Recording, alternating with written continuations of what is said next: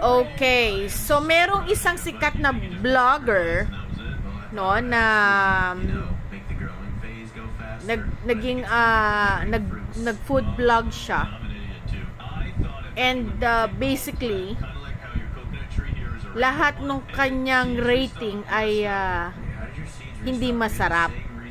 Okay? Alam mo, sister, hindi mo na lang sana yan inilagay sa social media. Kinausap mo na lang sana yung manager o yung may-ari kung meron kang suggestion dun sa mga products nila. Kasi alam mo, napakahirap ang maging negosyante. Dugot pawi, sister. Okay? Para makapag-market sila. Now, kung gusto mo makatulong sa mga maliliit nating negosyante, i-corner mo, hanapin mo, kausapin mo ng one-on-one. Hindi mo kailangang i-post sa social media para pagkakitaan mo sila. Tapos, habang kumikita ka, yung tao na may-ari, yung negosyante na may-ari na binoblog mo, pinapatay mo. Kikats mo ako? Wala kang tulong o magandang ginagawa sa kapwa mo. Okay naman na mag-entertain ng isang negosyante ng constructive criticism.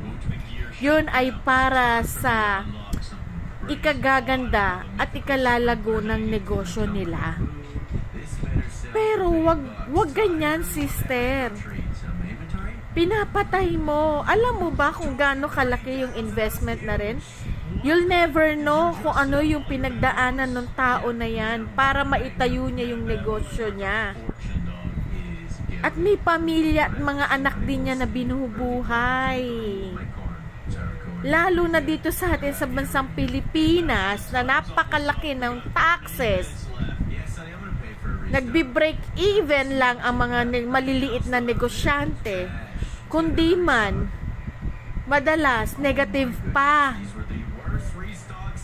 Sana sa pagiging influencer mo, gamitin mo ito para makatulong ka sa mga kababayan mo. 'Di ba? Ako, ayaw kitang laitin. Pero yung ginagawa mo panlalait sa kapwa mo habang kumikita at pinagkakakitaan mo sila, aba naman, sister, wala ka sa ayos. Baka mamaya yan ang maging, alam mo yon, bumalik sa'yo yan. Hindi tama yung pinaggagawa mo. Kung hindi ko i-mention ang pangalan mo, pero sana makarating sa'yo ang video ko na to. Gets mo? Bye!